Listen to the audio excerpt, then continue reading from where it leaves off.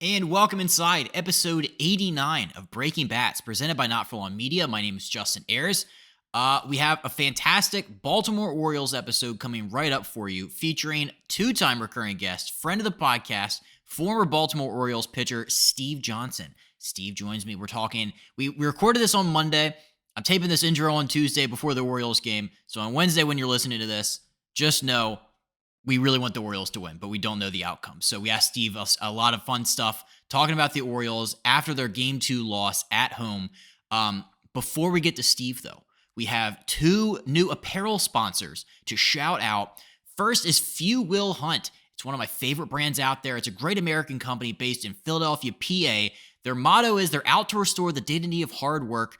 By far one of my favorite shirts to work out in. Check them out, fewwillhunt.com. And last but not least, Shoreboy Clothing Company. We are in the middle of fall. It is cold outside if you're walking outside in the mornings, but Shoreboy Clothing Company is out to capture the essence of a Jersey Shore summer all year round. Nothing better than that. Keep the good vibes flowing. Check them out, shoreboy.co. All right, without further ado, here is Steve Johnson.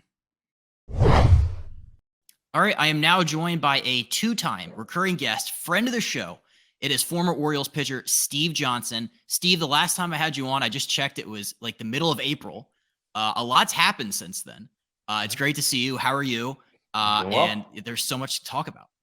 Yeah, I'm doing well. Thanks for having me on. Oh my gosh. Like, I look back and I think the first time I was like, hey, Grayson's made a couple starts in the bigs. Like, let's talk about what's happened. And since then, he was just the Game 2 starter. I wish we had like more positive news to talk about, Steve. Like, I wish I had you on in like better circumstances, but Yeah, you're here. Orioles are we're down here. 2-0. What are your overall thoughts of how they've played the last two games? I just it's frustrating in a way for them. I understand it's have that layoff.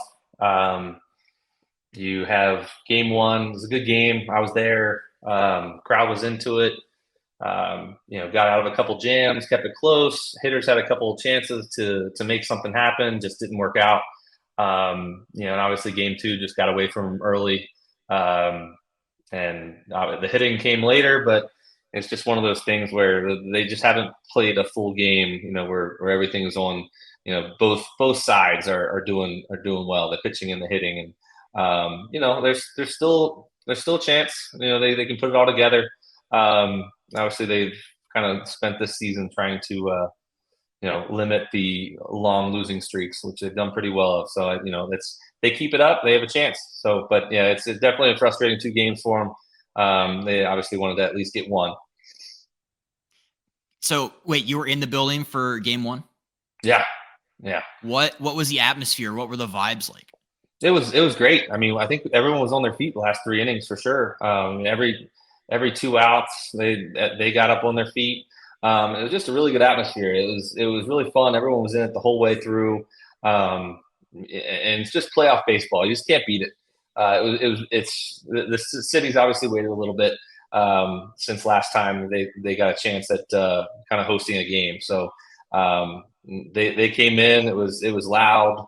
It was really fun to be there. But yeah, every big situation, the last three innings, I mean, the game was really close. So everyone was in it on their feet, and it was pretty loud. It was pretty, even in a loss, it was fun. It was interesting because like I haven't been to either of the games this year, but like I went to a lot in 14, and it's just like the announcers were talking about before game two. They're like the crowd just feels kind of like somber and like on edge.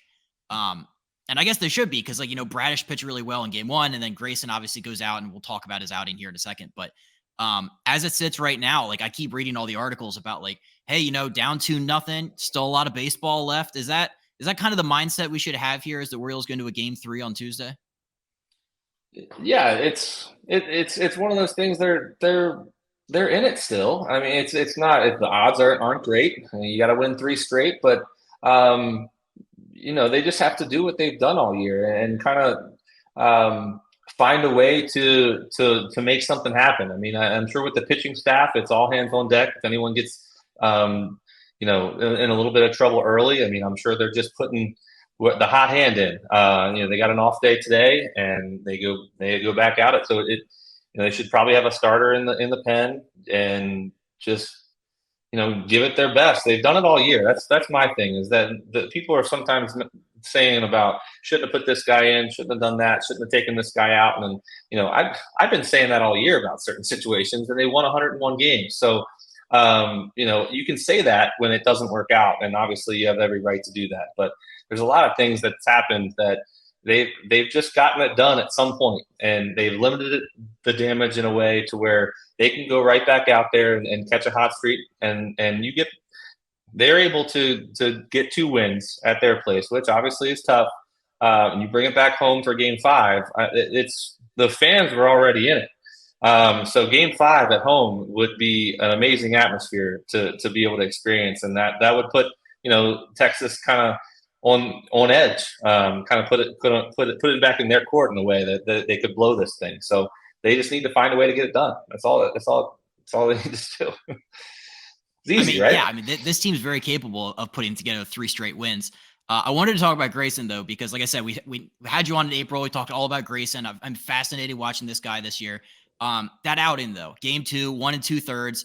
Some of the same problems that we talked about way back when kind of reared their ugly head again in this start. It was like the inability to get batters out with 2 strikes, getting into a lot of 3-2 counts. I looked, and I didn't know this going into the series, but Texas is apparently the most patient team in all of baseball. Like these guys, especially like Evan Carter too, like these guys don't swing at pitches out of the zone. When you have a team like that is like the most patient, like how frustrating is it trying to pitch to a lineup like that when they're making you work? And 4 walks for Grayson and 11 on the day. Yeah, against a team that is going to kind of wait you out a little bit. The one thing that you need to really try and do is come out early and prove that you're going to throw strikes in the zone. Once you do that early on, they're probably going to say, okay, this guy's not throwing balls today.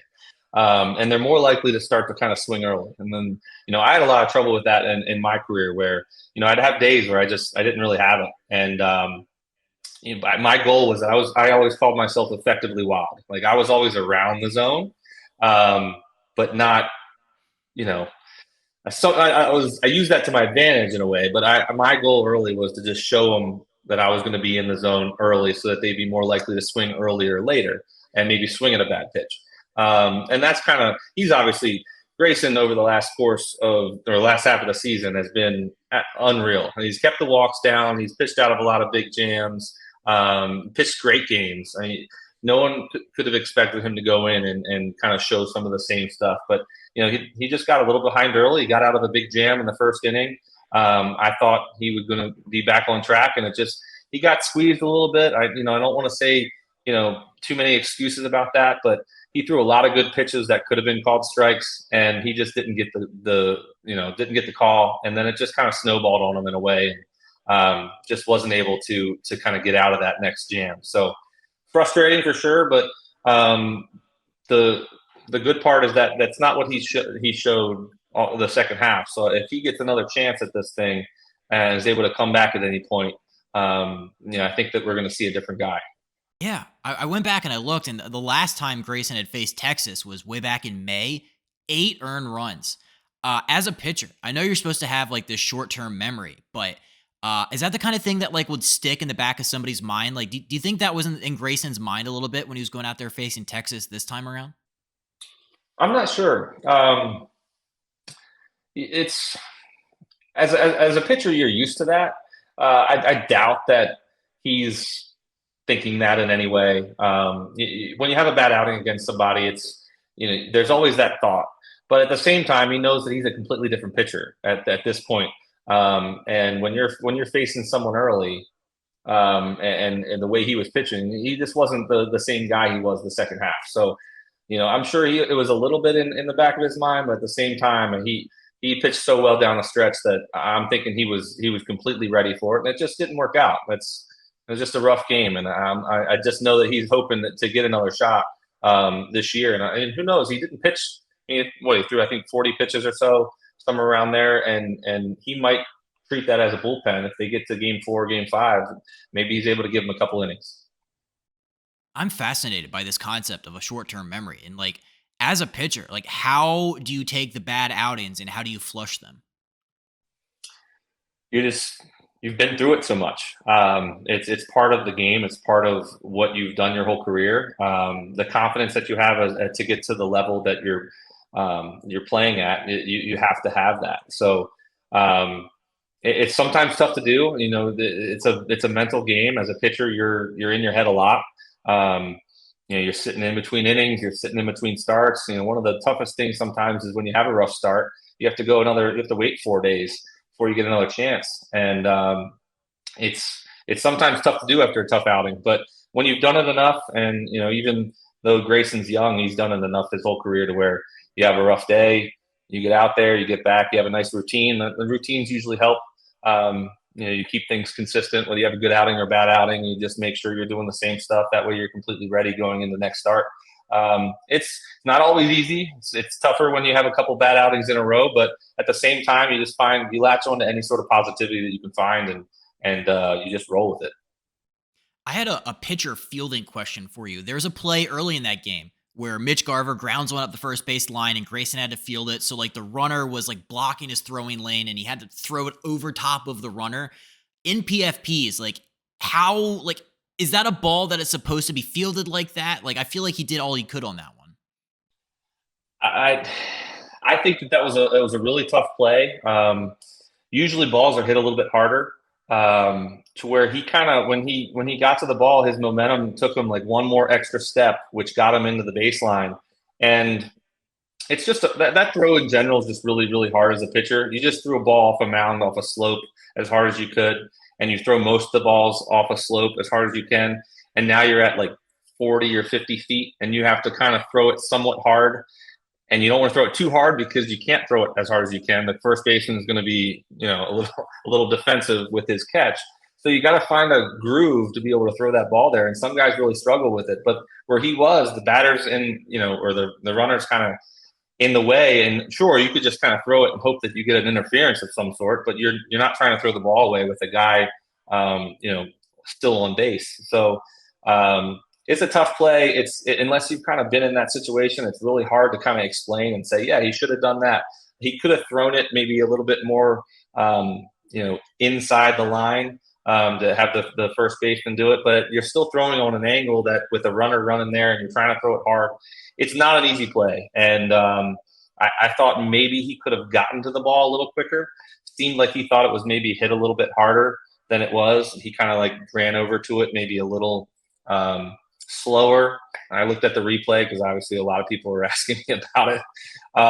And that was the only thing I saw. But at the same time, he could have just thought it was hit a little harder. And by the time he noticed it was hit a little slower than that, he ran up to it. And it's just a tough play. It's really, some guys really struggle with that throw. I'm not sure if he's had struggles with throwing the ball from the infield on bunts and stuff. But a lot of guys struggle with that throw. How would you do in that situation? Like, how was your PFP game back in the day?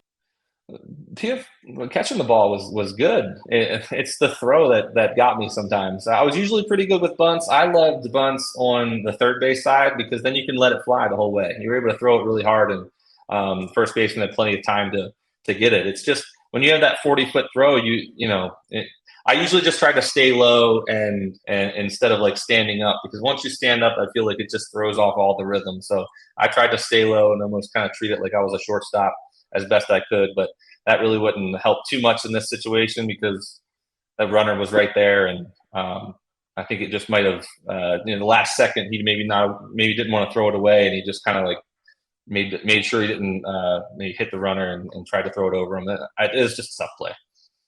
Who is the best fielding pitcher either like played with or saw? Oh man, Tyler Wilson was really good. I feel like he him and I would say him and Zach Britton, both of those guys seem to just get a lot of ground balls back at him. I think Tyler was able to just be quick off the mound, and be able to snag a bunch of stuff. But Zach always seemed to have to field a bunch because he had that sinker, and not a lot of guys were able to. He had so many comebackers that he was able to get double plays on and kind of get out of big jams with, and feel like he was always trying to field similar plays to Grayson's, where just guys took full swings and just chopped it in front of the plate, and he had to go and field it. And make a lot of plays. So I would say those two guys kind of come to my mind. 2023, though, I think it will be a huge success, regardless of what happens in the divisional series. I'm curious, though, what direction do you think that the club will take this winter? I look at their free agents coming up. It's like Gibson, Frazier, and Flaherty are the big ones. Like, do you think they'll add? And like, if they do, it's got to be like the bullpen and the starting rotation, right? Yeah, I believe they'll add. It obviously depends on who's available and what makes sense. And the thing that I've always said about free agency in ways is that people have to also want to come here. And for a long time, I think it was really hard to get guys to come here. And you almost have to overpay for pitchers because who wants to pitch in the AL East in those ballparks? And then the Orioles were kind of right on the fringe of who would you rather play for? Would you rather play for a team that's like almost guaranteed to make the playoffs, which at the time was Red Sox, Yankees, or would you want to play for the team that has to play those guys? And when you're a free agent, that might not be the team that you want to go to and play at your home park at one of the toughest places to pitch as a pitcher. So that was always my thing. Now they have the wall. Now it's a nice young team where they seem to be on the right track. That might be more of an incentive for people to want to sign here. And then obviously they got to put up the money, which I've said that a lot of people want to say that they don't spend, and when the Orioles have been good, they've usually spent money on somebody, whether it's kind of retaining some guys or trying to get someone at the same time. But problem is they just haven't been good very often, so it just hasn't came up too often. But I hope they go and sign some guys, maybe another bat. Maybe fill in one of the defensive pieces. I mean, some people overlook this free agency, and the guys like Frazier they signed. I mean, he had some huge clutch at bats all throughout the year. And then you have a waiver claim in terms of Ahern that's worked out. He had a great year as well. It's like those type of moves are always important too. But yeah, hopefully they go and maybe add a piece. But I think the rotation has also shored itself up way more than people thought. So I think that obviously you want a piece, you want another bullpen piece. But I think at the same time, they don't have to go absolutely nuts. Like it has to make sense, but at the same time, I think they'll make the right moves. I think this is kind of on track with where they thought they would be in a way. So like have a good year, take the next step next year. Brought up a great point, and we always hear about like veteran leadership, like guys, like older guys taking younger guys under their wing, offering advice, offering leadership. And you look at the veterans they have now, I feel like they have a really great group to do that. It's like Gibson and Hicks and Frazier. Like these guys have all like a lot of service time under their belts. Like I'm wondering though, the concept of veteran leadership, like how real is that? And like when you were playing, who were some of the guys that like were that role for you? And like how much do you think they contribute to these young guys having the success they've had? I do. I think it helps guys who might not be in the normal situations that they've always been in. O'Day and Jim Johnson for me. When I got called up, I got put in the pen, and I was never a bullpen guy. So I didn't really know what to do out of the bullpen. I was a starter my whole career. I was a starter for the 8 years before that in the minors, and then for 2 weeks before I got called up, I got put in the pen. I didn't think they were just testing it out if I could do it in the minors. And then I got called up, and I'm in the big leagues getting called to the in from the bullpen, and I've never thrown 10 to 12 pitches and then asked if I was ready. It's like I usually had the whole day to get ready as a starter. So being able to like ask questions with the guys, like, what do I do? What's the best thing to do? Especially with a guy like, Jim Johnson, who was a former starter, and then goes and, went into the bullpen and was a great reliever and closer. It's like, what do I do? What's the best thing? Guys who have been through it before, they've been through the same situation and they've been doing it for a while. So when you have that, I mean, I can't imagine what guys can help out with hitters, just in different situations. And those guys play every day.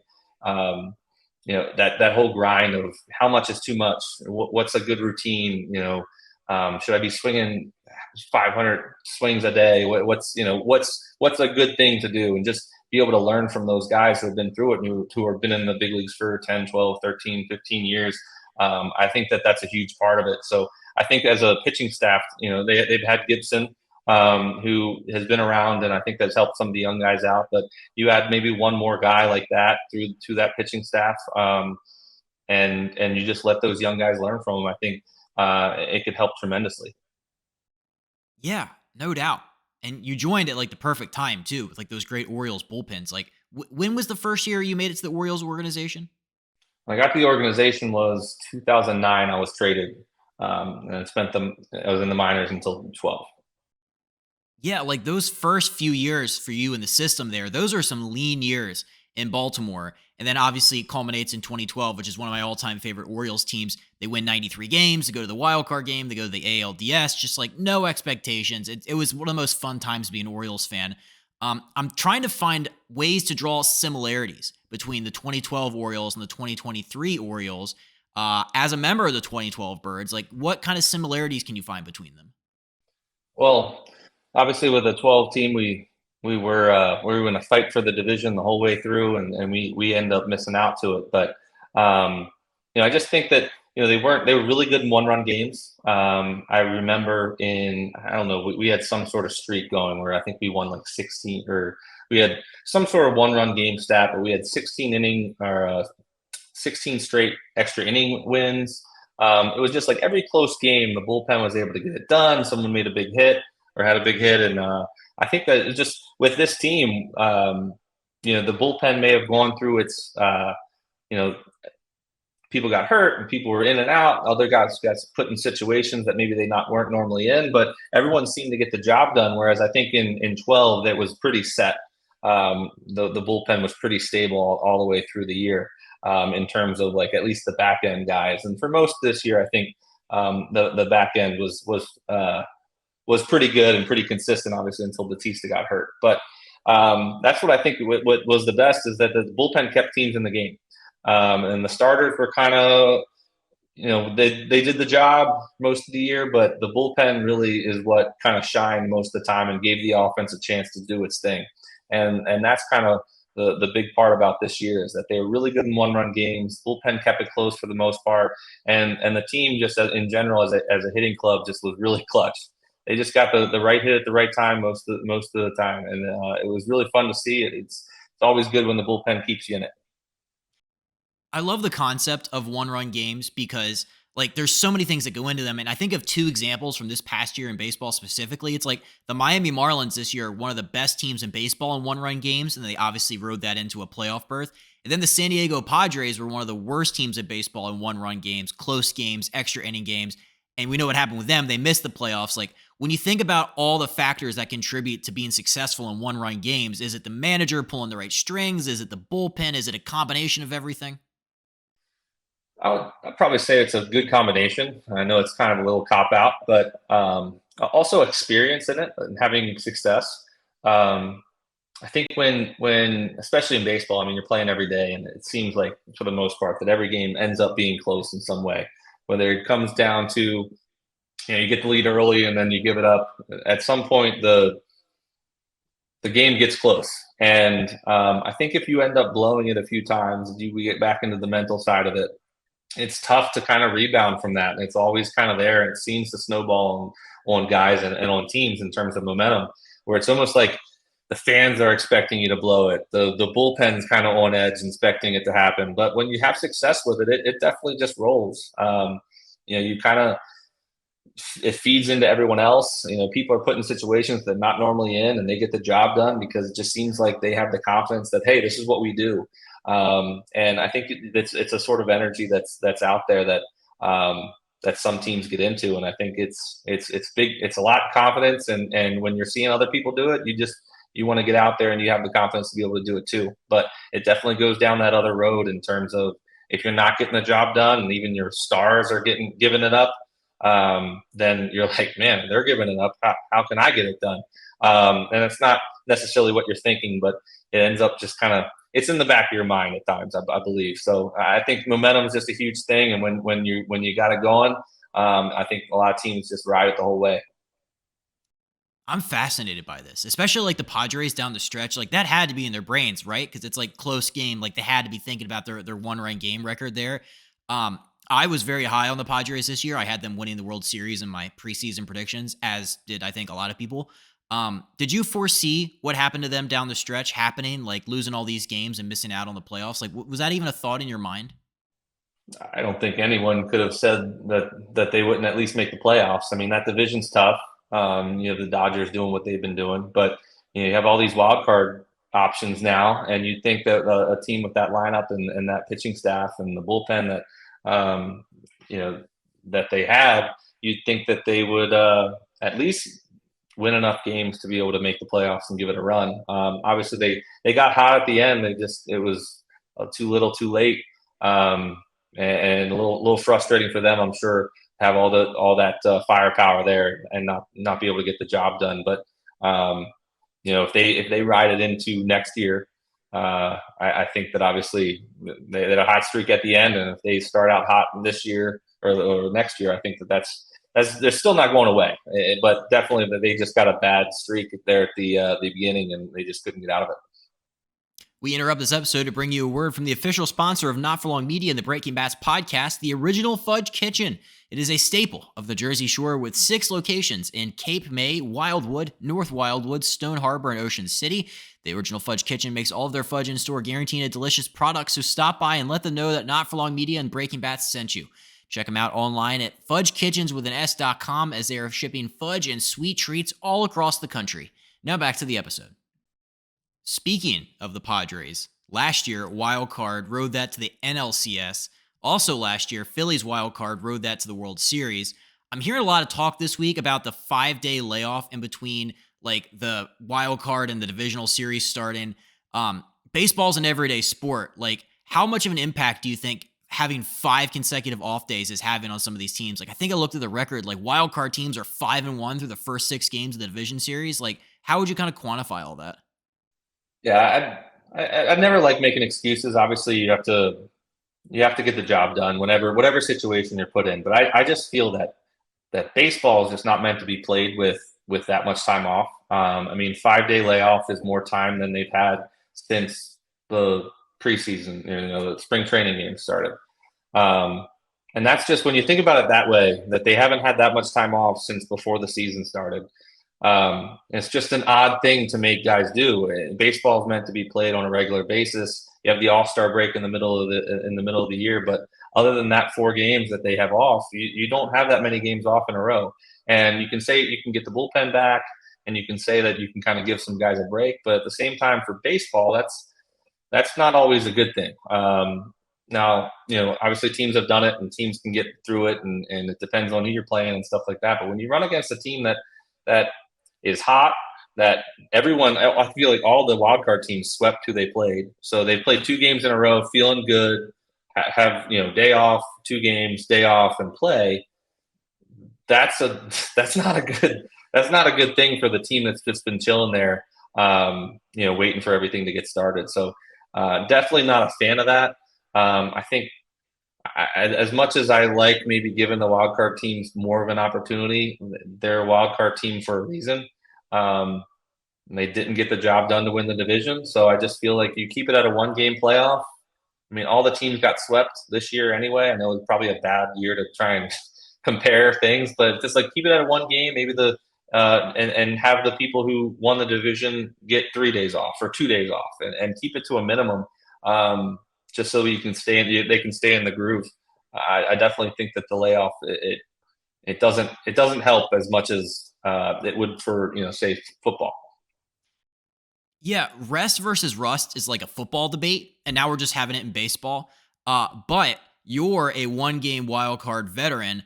I like the 1-game wild card. What do you think about them bringing it back? I don't, as much as I hesitate to say that I like the 1-game playoff. There's so much on the line with that, but it also is, it's something to play for. If you don't want to play in that game, then win the division. And obviously, if you don't win the division, you have to play in the wild card. And I'd even be fine with going back to just one wild card team, and that wild card team plays the 1 seed. As much as it does give more opportunity for other fan bases and other teams to be able to make it, and it does add, the wild card has been fun to watch with more teams involved, but it's like you're adding more teams that may not really deserve it, and then those teams obviously, if you get hot and win it all, which is fine, but I just think that like the teams that win the most should get a reward, and and I don't think the reward is being sitting for 5 days, waiting for these two teams to battle it out who are fighting for their season. So. Not the biggest fan of it, but I definitely like the one game wild card. It was interesting. It's everything on the line. I think it's fun for the fans in a way, but it's still intense. But I get why they're doing it. Did you travel to Texas for that one game wild card? Yeah, yeah. Actually, I warmed up in the first inning. Wait, okay. You have to tell this story before. I don't think you've ever actually told it. Yeah, I mean he walked. I think Saunders. They were deciding on me and him to who was going to start the game, and then they went with Saunders, and then I believe that he walked the first guy on 4 pitches, and they called down and told me to get hot, so I just got up and started firing bullets. I think I blacked out a little bit, and they said to get down, and he got out of it with I think a double play. He only gave up 1 run, I think. So I was just trying to get as loose as possible, and I just then he went the rest of I think he went 6 innings and did pretty well. So I wasn't needed anymore. But yeah, they told me to be ready early. I just didn't think it would be after the first batter. Was that the most amped you've ever been for a game? Like, was the adrenaline flowing? Yeah, I would say after that and my debut. Obviously, when your first time pitching in the big leagues, obviously it's a I can't even explain the experience, but yeah, in the wild card game with my hometown team and warming up in the first inning, wondering if I'm getting in. Yeah, it was. Yeah, I can say I don't remember much other than them telling me to stop throwing because he had gotten out of the inning. That's incredible. I can't believe I didn't remember that. Was that the most fun game you've ever been a part of? Um, well, we finally got to celebrate after the game, which was cool. We didn't get to really celebrate before that. Everyone gets to celebrate making the playoffs, and we just didn't get the chance to. I think we were on a plane when we found out we actually clinched playoffs, so we kind of like celebrated a little bit, but we were on a plane, so we really couldn't do much. We were still trying to go for the division, and then obviously we didn't get it. So we were really hoping that we didn't lose because then we would have made the playoffs for the first time in 14 years, and then not get to celebrate that. But yeah, being able to just kind of have that experience and to win that game, and we obviously no one really expected us to. Yu Darvish was on the mound, so to be able to win that one and be a part of it, and to warm up in the first inning, and then to be able to celebrate at the end was pretty cool. I would say it was up there. Absolutely. So when you look around at the current playoff teams, obviously the Orioles are still in it, but when you look around at the other current playoff teams out there, like who has the look of some teams that could win a World Series? Like who has that look and feel of a team that could go all the way? The way the Phillies keep playing. I mean, obviously they're playing the Braves now, and I think they may have given up the lead, but they're hot. And you never know in the next couple games what goes on, or even this one as it's ending. So they look good, and obviously the Braves, if they get back and hot, that they've been good all season, and they have the pitching and offense to hang with anybody. If you know, it's absurd what they've been able to do with keeping all those guys together and what they've done this year. Um, and then I just like a team like Houston is just a team that they have the pitching, they have the experience in a way, and they've just been doing it for the last couple of years. So they seem to just get the job done when it matters. So I think that those three teams can. They obviously look the best at the moment. I'm hoping that the Orioles can pull it out, but it's a tough thing for them to come back from 0-2. No doubt. Okay, I just have some last fun rapid fire type questions for you. So I was doing some research for another video, and I saw an article September 2012. Deion Sanders took batting practice at Oriole Park. Do you remember this? I do now that you've mentioned it. I think it was one of those things where he came and it was I didn't want to do too much. I didn't want to. I think he hit batting practice. We kind of kept it. I think I may have said hey to him or something, but I didn't. I was trying to just not overstep my bounds there. I was just kind of I wanted to kind of stay low, say hey if I needed to, and not say the hitters were dealing with him most of the time. So he could swing it though, that's for sure. Still could. I was trying to find video of this. Apparently, just back in 2012, nobody was recording video on their phones. So that's great. It's tough finding stuff on me as well. Sometimes it's tough finding videos. They do a lot better now, but even back then, it didn't seem like that long ago. But they definitely didn't keep track of things or as much as they do now. YouTube wasn't as great then either. I was so frustrated because the last time we had you on, I was like trying to make clips and I was like trying to find the video of like you were talking about facing Edwin Encarnacion. I'm like, there is just no video out there at all. Like when you tell people like, hey, I played for the Orioles, is it ever hard to like pull up video to like verify that? There's a couple videos of some full games and things on there, but you have to do some digging. I have some of my Starks that I have saved on there that they have full games of, but sometimes they'll go away and then they'll get put back on. I'm trying to get the Orioles to send me some of my like just my full games, at least the games I started with, just to see the broadcast, just to have that to be able to have. I haven't really asked, so but it's something that I keep meaning to do, just because it's nice to have. It's good every now and then they'll pop up on some Oriole Classic stuff that a game I pitched in or something like that. So I'll like record it, but yeah, definitely a little harder to find some things. Every year, especially this offseason, I see your former teammate, Ryan Flaherty. He's always rumored to be like a managerial candidate. If Flash does become a skipper, how good of a manager do you think he would be? I think he'd be pretty good. I mean, he's surrounded himself with a lot of guys. You know, being able to be a player that is kind of a utility guy, has to be ready for anything, being put in any situation. It kind of helps being able to know all the positions, different things like that. And obviously, he's been a bench coach, or in a way, I believe he's been a bench coach or some sort of coach around in It's like San offensive Diego for a bit. coordinator or something. Yeah, some he's been around, obviously, that whole offense there, and anytime you get to spend a good amount of time around other managers and seeing how the the way things work. I mean, I feel like a lot of guys would be able to put it together and be able to figure out how to manage, and a lot of guys have their own little style, so that's basically what you want to have. Just as an aside, like, do you keep up with Flash? Because like Brian O'Grady, like the guy I do the podcast with, he was with him in San Diego, and Brian can't get a hold of him now. He doesn't like respond to his anything. And then like Adam Jones on Twitter said, "Who should I have as a guest on my podcast?" And I tweeted, I said Flash, and Adam responded. He said, "Flash doesn't answer my calls." Like, have you gotten a hold of Flash within the last like 10 years? No, I think I saw him at a game a while ago now, but yeah, I don't have his number. I haven't contacted him other than when I see him at the field, if I see him, or if we're around the same crowd at some point. But yeah, I would imagine that if he's not answering those guys, he's probably not going to answer me. Flash, answer your phone. I think that's the key takeaway from this podcast today is Ryan, answer your phone. Speaking of Adam Jones, though, did I see you were at his retirement ceremony last month? Yeah, yeah, we were. They asked any teammates that were with him to come by, and obviously there was a lot of people that couldn't make it. They made some videos and stuff, but I'm from here, so and Jonesy was always good to me.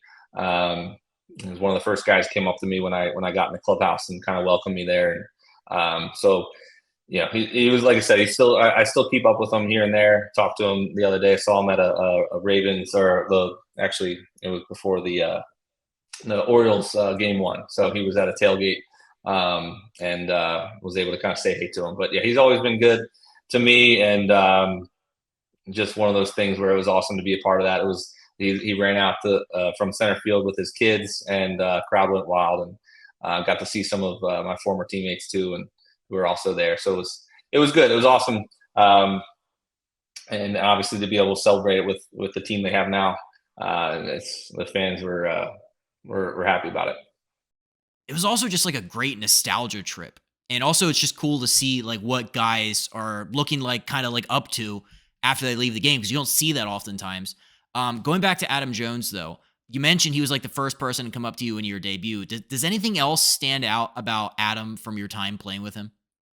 Um, I mean, there's There's a lot of things in terms of like the day to day. I think in terms of just being a good leader.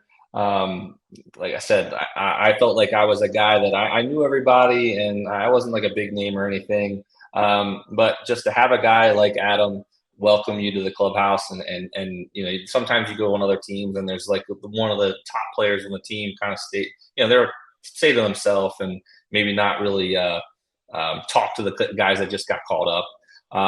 And you know, just I just felt like that was just a nice experience for me in terms of, you know, he came right up to me like, "Hey, congratulations, welcome," you know, and we kind of went on his way, and treated me like I was just anyone else. I think that was a big part of what he did as like a leader is, you know, no matter where you were in the lineup, and you know, I always felt like I was one of the 25th guy on the roster, and to be kind of treated by one of the leaders on the team like anybody else was awesome, and it gave me like the confidence, like, hey, I belong here, and you know, they're treating me like anyone else. So that always made a big impression for me, and you know, obviously along the way, I will say that there was in my debut when Miguel Cabrera hit that homer. He I just remember watching the replay afterwards, and he just really didn't move much, and it was funny just because it was gone. I just always remember AJ just kind of sitting there, and you know, he saw it, and he knew it, and I think everyone in the ballpark knew it. But I always see that clip because people will send it to me, and see him not moving after it was hit, and it's like, oh well, that was hit pretty well. That's got to be demoralizing. I always like when outfielders make like an attempt to like go try to track down a home run fly ball, like at least make it look like it's close. But is there like a worse feeling when they're just standing completely still? No, I appreciate it because sometimes, I mean, obviously I knew that one was gone. There was a no doubter. He hit the crap out of it. But sometimes I appreciate it. I'm like, okay, they know it's gone. They're not going to give me hope. You know, sometimes when they're running after it pretty good. You're like, hey, is that maybe I thought wrong? But when they're just standing there, you're like, okay, it's confirmed. What I saw off the bat was what's happening. So yeah, I never gave them crap for it. That's No, not completely him specifically, but they yeah, have I to get run I get what you enough. mean. I'd rather them save their energy for the next ball. It's probably going to be hit out there. Okay. I said two more. Is there a pitcher out there currently today that reminds you of yourself? It has like the same makeup, the same kind of similarities. Like, is there a Steve Johnson light floating around out there? Um, I don't think so. I think it's a very small category of people that throw an 88 to 90 mile an hour invisible and a 65 mile an hour curveball. I don't think that there's too many of those guys out there, especially nowadays. And there's not many guys that are throwing um, under 90 most of the time. So I feel like I had invisible for the most part. Obviously, it wasn't that invisible at times, but I got a lot of swings and misses, and I had a slow curveball. There's some guys I see throw the slow curveball, which is nice to see. I always feel like the slower it is, sometimes it just throws guys off. So when I do see the slow curveball, I'm not sure, and I know Granky pops it in there every now and then, but it is it's fun to see that. And I think fans love to see it too. When they see 64 up there, 65 up there, and a nice big breaking curveball, I'm like, that's what I threw, and they're throwing it on purpose. 64. I was throwing all I had curveball wise, 65, 66. It wasn't like that was me taking something off of it. That was my curveball. So a little different than what they're doing out there, but yeah, I don't think there's a lot. It's probably for the best that there's not a lot of guys out there doing that. Oh, you work with the next generation. You should go out there and you should teach the next generation of pitchers to just be like you. No, I do stress that. I definitely just had I never knew what my fastball had. I knew I had something that was different. I was able to get a lot of swings and misses on fastballs, and that's something that I know a lot of guys were very frustrated with when they're throwing 95, 94, 95, and they're not getting the strikeouts, and I was throwing 88 to 90 and somehow getting swings and misses. Um, I didn't know why for a long time, but I guess I had some deception with a couple other things, and I made it work. I used the slow curveball to my advantage, and I played off of it with the fastball that seemed to be a little deceptive. So yeah, it is one of those things. It's I don't think a lot of guys want to have to work like I did to be able to get guys out. But I made it work for a while, and yeah, it was fun while it lasted. No doubt. Okay, I just have one last question for you, and it's something I've never actually asked you about. It's your time in Seattle in 2016. Coincidentally, that's the only video I can find of you pitching is from 2016. But like when you think back to that time in Seattle, I went back and I also looked at some of these players that you were teammates with. It was incredible, like the star power, Nelly Cruz, Robbie Cano, King Felix. What do you remember about your 2016 and your time in Seattle? I remember, obviously we played with all those guys, and being on the same team as King Felix. It was cool, and being able to that experience of being in Seattle and the fans and the interaction with what they do when he started and had the whole King's Court and everything. It was a lot of fun to see that and experience that. Seattle was an awesome place to play. I love the weather out there. I love the stadium. I really enjoyed it. We were in first place for a while I was up there, and we hit a rough patch there, and then obviously things took a turn. But it was fun. We had a lot of fun there. I remember after each win at home, they had like a little disco ball, and I turned the lights off, and it was obviously people are just changing and stuff, but there were some guys who were a little rowdy. It was fun. It was a fun team. I wish it could have lasted a little longer. I wish we didn't hit that rough patch and just kind of go. We were doing really well, and it seemed to just not work out for a good like 10-day stretch, and it was a little rough there at the end. But yeah, it was just a fun team. All the guys were great. Sometimes like I said, you meet guys who are, obviously who they are with the Nelson Cruzes, the Robinson Cano, and King like, Felix Fernandez, and all the guys that Kyle Seager, great players, and you just never know what type of personality they're going to have and how they're gonna be, and all those guys were great there. I really love my time there. No doubt. Okay. Steve, this has been incredible. Always really appreciate your time. Appreciate you coming on the podcast. I wish we had you on under better circumstances regarding the Orioles, but nonetheless, it's been incredible. And hey, you know what? Let's go out there and get a couple wins. Why don't we? Need a couple wins in the win column? Gotta get some Yeah, wins. let's do it. Let's do it. Let's start with three.